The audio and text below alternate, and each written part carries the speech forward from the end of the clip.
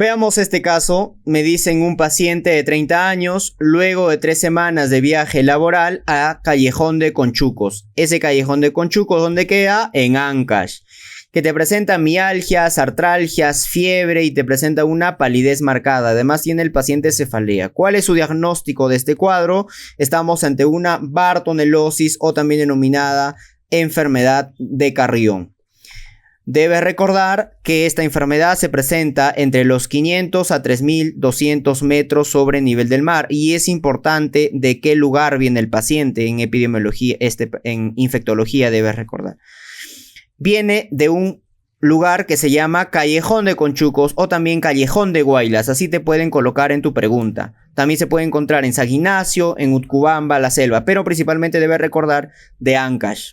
La etiología lo produce la Bartonella bacilliforme, que es una bacteria Coccobacilo gram negativo, ¿no es cierto?, intracelular, porque esta bacteria tiene tropismo endotelial, es decir, va a ir y va a afectar al endotelio y también a los glóbulos rojos.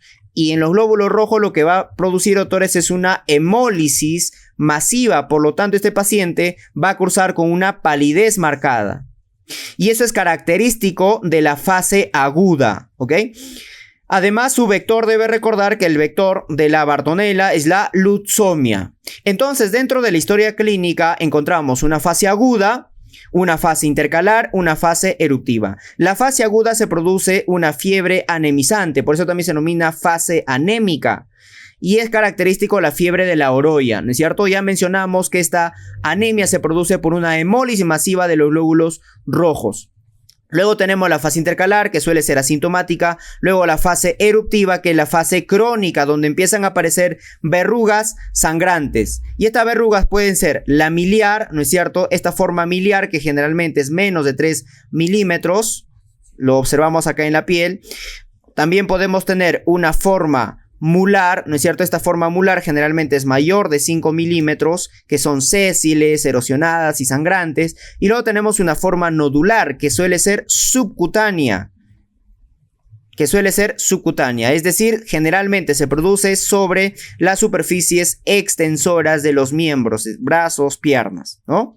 Entonces debe recordar la fase anémica, que es la fase aguda. Luego tenemos la fase intercalar y luego la fase crónica. Y la fase crónica tiene la forma miliar, la forma mular y la forma nodular. No vaya a ser motivo de pregunta de examen esas formas. En el diagnóstico lo que debemos hacer es un frotis de sangre periférica, que lo vamos a hacer con tinción Giemsa. ¿Para qué? Para observar los bacilos dentro de los eritrocitos. ¿Ok? Para observar los bacilos dentro de los eritrocitos. También le podemos hacer cultivo para confirmar su diagnóstico, o lo mejor que viene a ser PCR. El tratamiento de la bartonelosis vamos a ver si que estamos ante una fase aguda o en una fase crónica. La fase crónica, acitromicina en todos los pacientes, ya sea en gestantes, ya sea en adultos, en niños, en todos, acitromicina. Pero la fase aguda va a depender si es que es complicada o no complicada. Si es que no es complicada, solamente vas a dar ciprofloxacino, pero si es que ya es complicada, por ejemplo, te viene con una anemia severa, ¿no es cierto? Una hemoglobina de 4, hemoglobina de 5, le vas a dar por vía parenteral ciprofloxacino más ceftriaxona, si que está complicado. Entonces, no complicado, simplemente le das ciprofloxacino, y si que está complicado, le das ciprofloxacino más ceftriaxona, ¿no? Excepto si que, por ejemplo, hablamos de niños y gestantes. En la no complicada le damos amoxi ácido clavulánico, y en las complicadas cloranfenicol más ceftriaxona, en las gestantes sobre todo, ¿ok? Bien, ese vendría a ser el priming de bartonelosis.